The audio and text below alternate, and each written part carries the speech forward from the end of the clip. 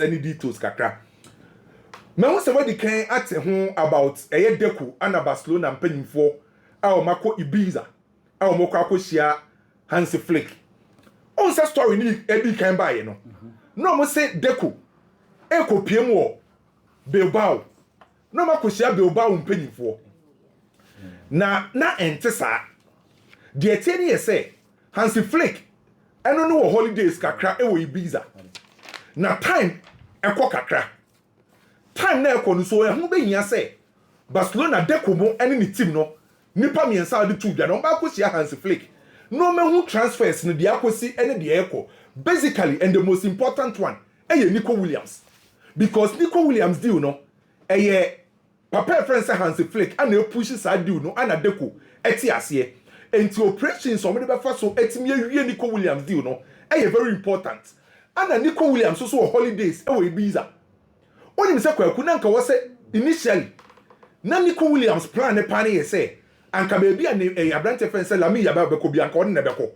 On say Lami so ba ko hia Neymar. So na Nico'S Williams initial plan ye say anka on Lami ya ma ne be ko Brazil ho. Okay. By the time I on Hansi Flick kasa ya Hansi say obetima manaba no. Na wo say o ka wo Ibiza. Enti na ma Nico'S Williams so aka wo Ibiza. By Felix Tenter any Ibiza hobby. Nico'S Williams agent any Ibiza hobby. Enti when the Barcelona mpanyimfo sa omo ye omo transfers no ana ekwa akohia Hansi Flick. Omo wie bibia then ehọ na Deco ebe booki flight e dey akọ Bilbao. Okọ Bilbao a okwa akohia the sporting director of sport team friends Bilbao, Athletic Club Bilbao, Victor Moreno. Enti say Deco ne Hansi Flick e wie meeting na panyimfo miensa na omo call Ibiza no. Ombese bo marketing no makopie mo Bilbao.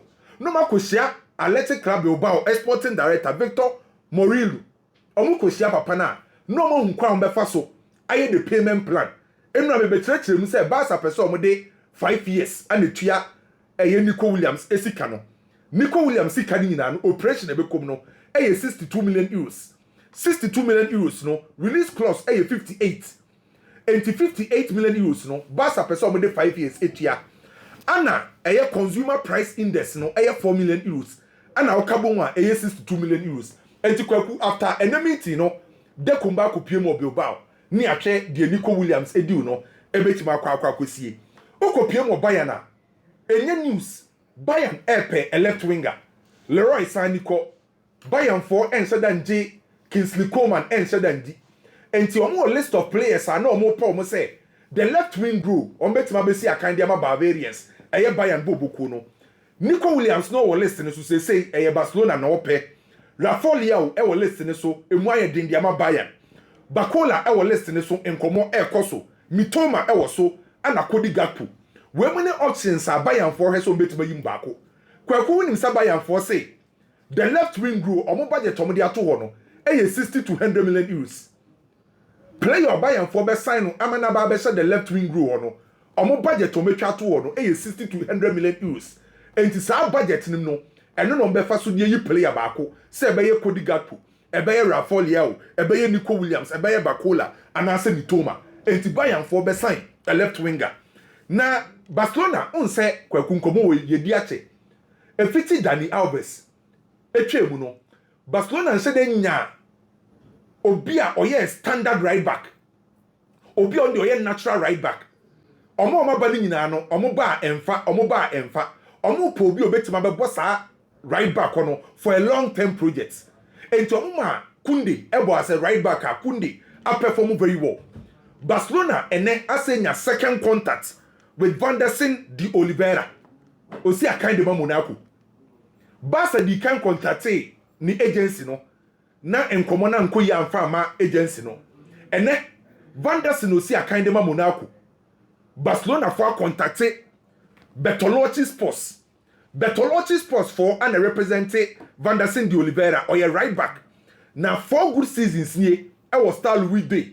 Our French League Van der Sar approve Barcelona for one say right back position on obey to me aye adwuma no Vlahovic aka yes e dey atre AC Milan. Vlahovic aka yes e dey atre AC Milan. Na one Masalegri edi kobo. say so na new coach Edema AC Milan onim say Saudi for ne offer Vlahovic 20 million euros a year wa reject also person ko AC Milan Arsenal air center back na kwa ku nim din aba mo former player Emerick Laporte yes say Arsenal so monitor situation no El Nassr for 20 to 25 million euros Arsenal for one say sa ebo no from or experience Premier League no abobi pain and or your ball playing center back enti Emerick Laporte Arsenal air monitor situation no na kwaku mi hwe mama menko Kamaldeen Suleiman Agana ni abrante Kamaldeen on say obepie mu Southampton na epra kakra be mu na yiso mko relegation na minim Ademola Lookman de no Atlanta for abasa omo pe Kamaldeen Can so nya bad o Atlanta e wo Bergamo a good deal enti minim say ombe jai Ademola Lookman na mana kodia possible enti Kamaldeen Sulemana Atlanta for be rem say omo pe Ghana ni abrante na nya omo nko a Genwa eka ho bi Benfica Ajax ana Trabzonspor enti minim sa teams we twema Kamaldeen betimi abo Portugal league no easy Atlanta hono omo ball no ti so sua bi ka ho go ya no ball no match physical kakra but baby obetimi abo ye Ajax ne Benfica de obetimi abo pa ebi obi wana na dia kana membo so on see nyina nim say Real Madrid left back Real Madrid for ebefa no Alvaro Carreras na de eba ne kire say emu ayeden kakra still na Rui Costa si baby ogina enti Madrid for asase so mo ne Grimaldo Liverpool sin for player ni edin komo ono de oye Jabi Alonso edoba by Jabi Alonso ba Madrid no ona Madrid for ka kire say omo de left back community din komo no Alvaro Carreras by Benfica for say still na 50 no and no more penti Real Madrid e monitor e Grimaldo situation e Liverpool sin the release clause no e below 20 million euros na Thomas Partey situation no kwaku Lucien Agume oka ho na ase Arsenal for twetwe omo so be renew Partey e contract no na Lucien Agume no Sevilla for e ko fan loan from Inter Milan and ma deal ni e permanent na omo sign Lucien Agume no Sevilla for the shemu say omo ton Lucien Agume e dia matim bia na Inter Milan for ebenya 40% say on clause na me no ka say Sevilla for ho kire omo sika sem nye enti an kompese obo de kakra eko Inter so ye na sa 40% say on clause no mokoto na omo ton boy ne outright abra Inter nya hwe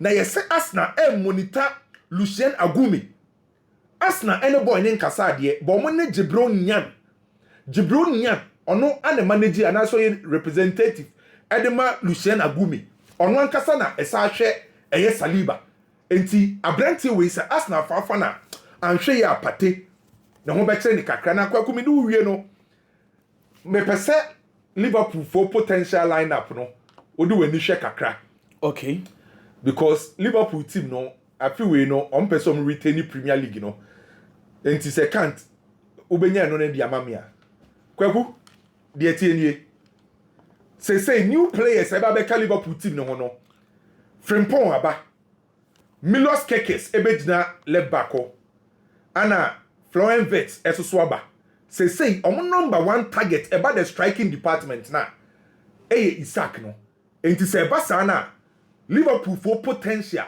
starting lineup no ebeye Alisson, Van Dijk, Konate, Frimpong right back, Milos Kekes, deep central midfielder Soboslai, McAllister, Florian Wirtz, Mohamed Salah on the right, Luis Diaz on the left, then Isaac. Kwaku sa team we game ene e FIFA Club World Cup ni.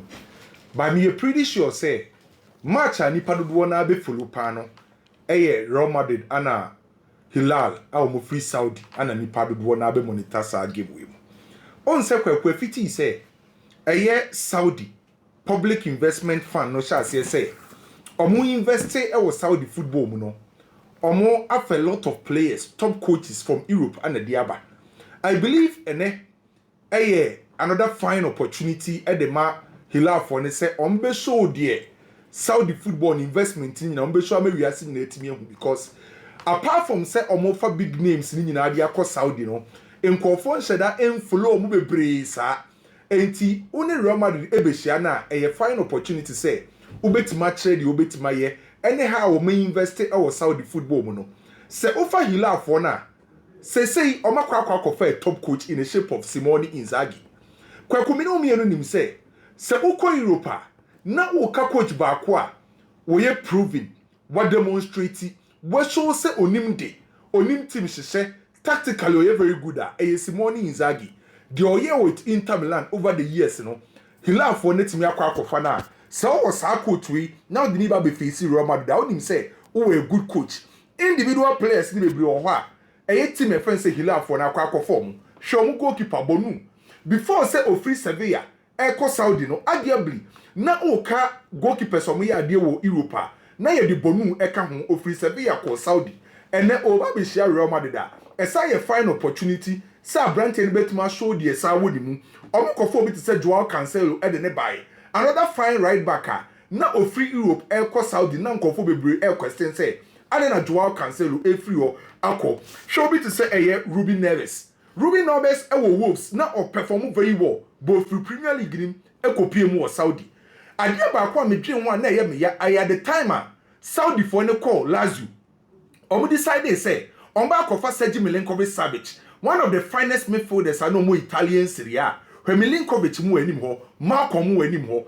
so in terms of individual qualities no Hilal for na Real Madrid for be sure no individually omo good players are on be exhibit omo talent na omo sell Saudi football no e dia mawiase nyina by kwaku and attention nyina wa Real Madrid bobo ni so attention na wa Real Madrid bobo ni so nyina na say season La Liga amfa UEFA Champions League amfa Copa del Rey amfa Spanish Super Cup no amfa so Real Madrid the entire season no say o share Real Madrid season na no man share dan koyi amfa ma Real Madrid in terms of the major competitions na omo compete say o metime win titles no so we check the collective play of Real Madrid na Real Madrid is here as a team na yenya the best out of Real Madrid individual performance na enye the best you will few players na season ni o meko ye dia mo by majority of Real Madrid players no o meant me enya a good season because of performance and na drop no tactically ni o man ko ye amfa Carlo Ancelotti e ka ho bi ana Real Madrid decide say any ye ja Carlo Ancelotti no we free bobo ko nim na Jabi Alonso aba enti ene adekronti eni be ko Real Madrid hu ni nyina no e the new era the new team Jabi Alonso person o hyehyɛ die na Jabi Alonso edeba on board die nsatraye ana oba be ye Real Madrid bobo ko nim enti Jabi Alonso na wa be fa Real Madrid no ene nkofo be monitor no die odeba on board the first competitive game obi akɔhwɛ ne lineup o de be hyase obi akɔhwɛ new players for sign no hwam ne be hyase Dean House be hyase Arnold e be hyase formation be no be yusu yenim sa Jabi Alonso no Liverpool se no mostly na opetre back no say so obobo 3 back no obobo 4 back no obobo 2 forwards and also obobo 3 forwards so formation no dey be real game nim no the first competitive game no enkwofo be monitor Jabi Alonso approach bay and odi be real game nim enya de ehia na can't me send wade bi kwaku onim say at the time Real Madrid for unveil Jabi Alonso ka asem bi na sankaye ready Jabi Alonso ka say Obema Real Madrid abo proactive football so be kaya time Real Madrid for unveil Jabi Alonso no anan central for busa Jabi Alonso say Jabi Alonso yenim say Real Madrid for ebo direct and transitional football na Jabi Alonso o de dia star na beba Jabi Alonso ka say obobo proactive football with Real Madrid enye me na me kan ye Jabi Alonso na ne kan na ade we want total control both with the ball and without the ball. Our style will be proactive and energetic. Control. Jabi Alonso ne ka say Madrid no abefa no be proactive football. So obi wo ho a onti proactive football na say. Proactive football o football mu kire say coach na wa befa team no o person style of play no omo na ebe control game no on be directive play, the fluidity, the tempo, on be attacking football, on be attractive football. So basically, se coach because yembo proactive football, or person mo bo effect. It is a kwaku be kai time Jabi Alonso ka so be Madrid abo proactive football no. Na nko question say, Madrid team we no mo ntimi mbo sa type of football no. Onim say enra. Proud to nyame adoma ene game omo ne Hilal no, o sa dia semfo for to dwa. Say no so ready a ni nyina ye Jabi Alonso na Kenya na America. Jabi Alonso say the rock and roll starts tomorrow. That's ene. And young veli no say Madrid bebo proactive football. Proud to amoni Hilal game no. Or say rock and roll no. Esha say against Hilal. And say oh yeah Real Madrid fan na enye me na make head coach ne say the rock and roll football esha say ene. Kwaku rock and roll football etre say a style of player who use high energy, aggression also. Mobile attacking style of play. Ball na mobile a fast and a pacey. Then again, we are very dynamic and an opponent mean predictable. And you can the rock and roll football. Jabi Alonso say ene e chassis. So kwa kumi me kwa na TV na chino. Me kwa Jabi Alonso style of play na waka no. Sa ni proactive football. Sa ni rock and roll football ni se betima ye adwuma na. Because of the boko no. And only 3 days and we the full squad ni nyina. On set time of Real Madrid no the first time we training. Na ye only 5 players and na no mutimi active training. Na dia ka ne pra. E kira ana Mbappe muni players and no mu Europe ne beka ho. Ana later yenya Vinicius Junior ne Ada Gule ma beka ho. So Jabi Alonso befa Real Madrid boko no. E only 3 days and wait menya full setter or the my training. By coach ne say ene Real Madrid ebebo the rock and roll football. Enti na numre mititi bi na chi a me kwahwe Real Madrid dey on the rock and roll football, the proactive football. Individual qualities no mu obi there, but it's up to the player say on betima adapting them and also muntimi adapting. Kwame in some ni bi okeka no enya pressure no dey more. Or the pressure man no. But one thing you say impanyinfo say woni madwuma unsuro broni. Some Madrid is different from Leverkusen. Also Real Madrid enye experiment team. Exactly. So we call Liverpool na betim dey experiment. By Real Madrid na eyebo boko a pressure wo ho. Omo pay instant results. And to the Real Madrid enye ho na ade ba experiment. Or pay instant results. By Jabi Alonso no from day one. MBC enra. Jabi Alonso ewo confidence bi say obema Real Madrid abobo a efe. Enti Real Madrid fo nyina correct the style of play.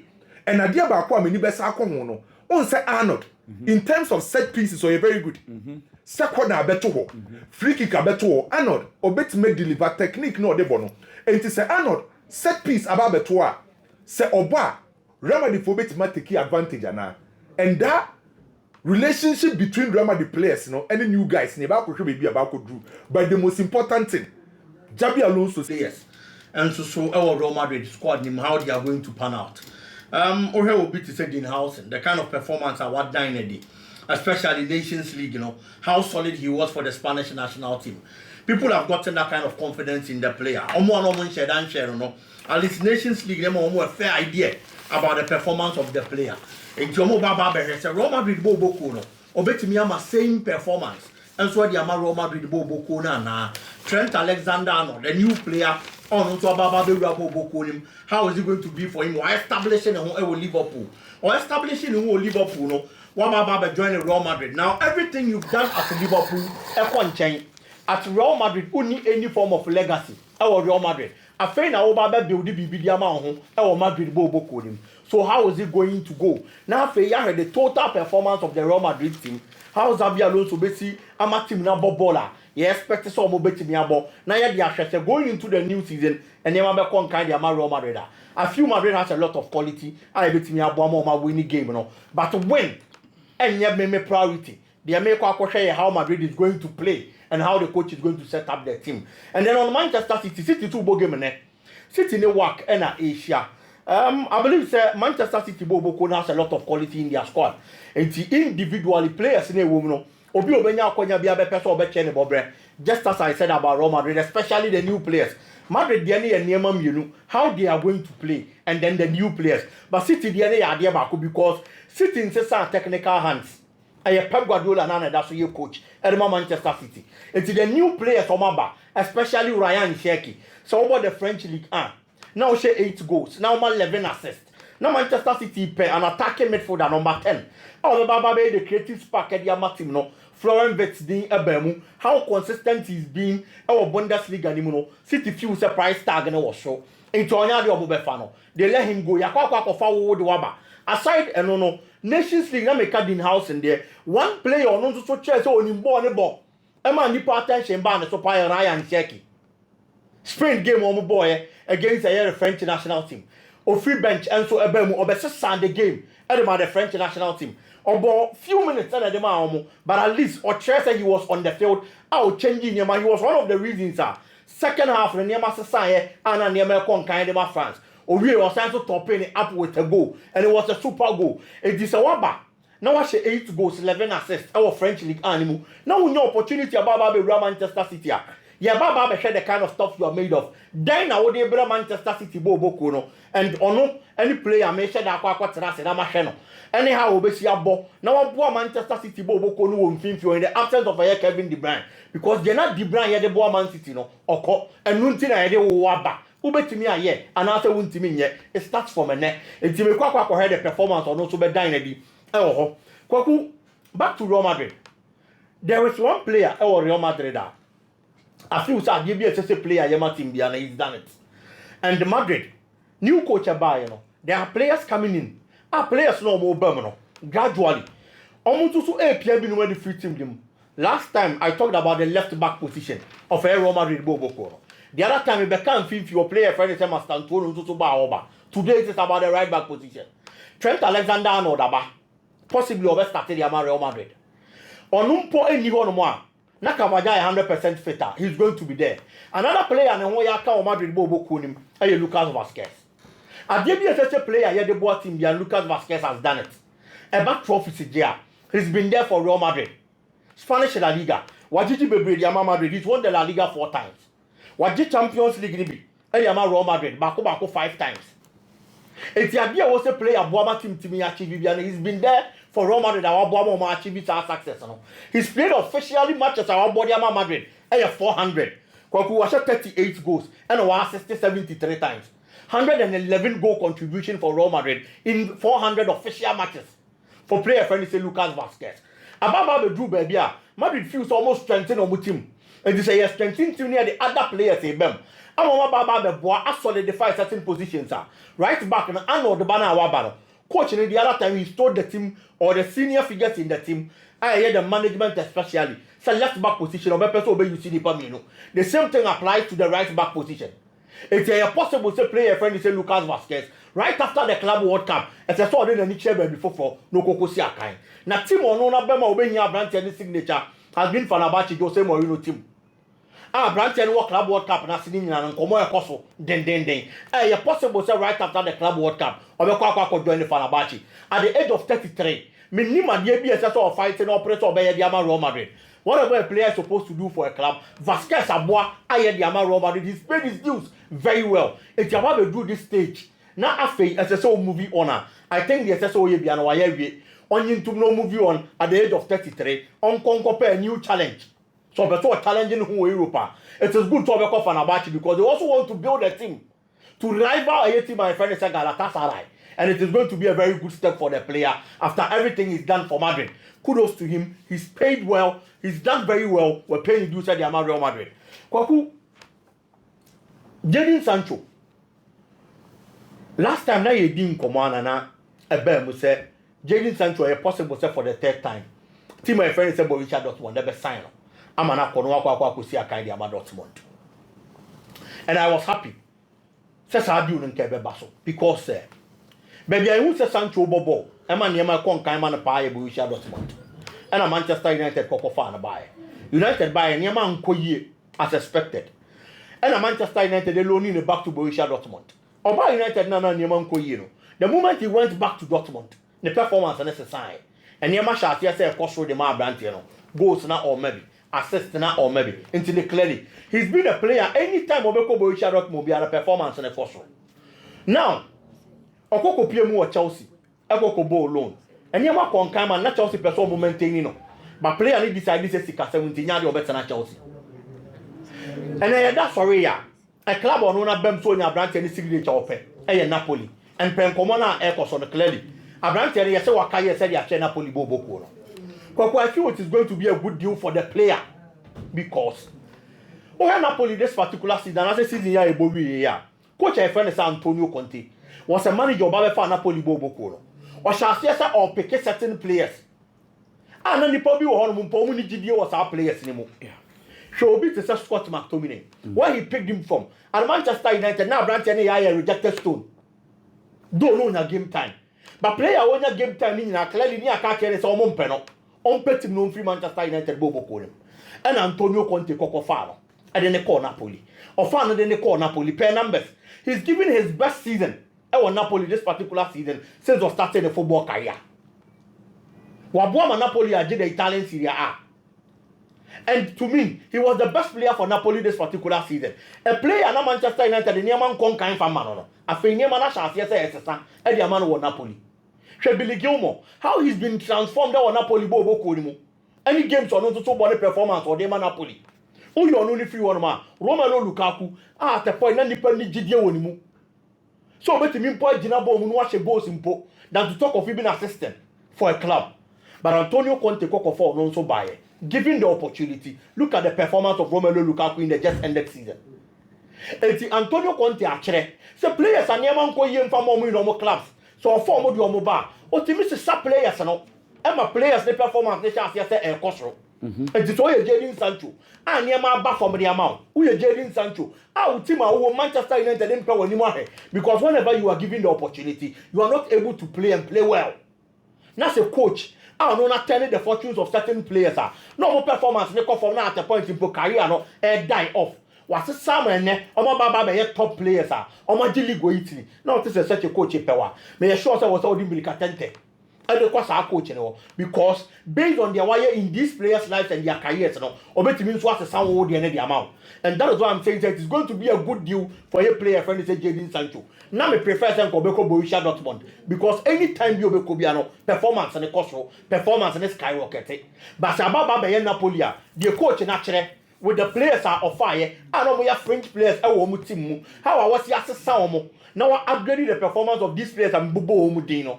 I am sure says Akwadani kono tie coach na sem nko ade a ono so nyama betimi akon kan dia ma no and it is going to be a good deal for player friend say Jadon Sancho kwaku Sancho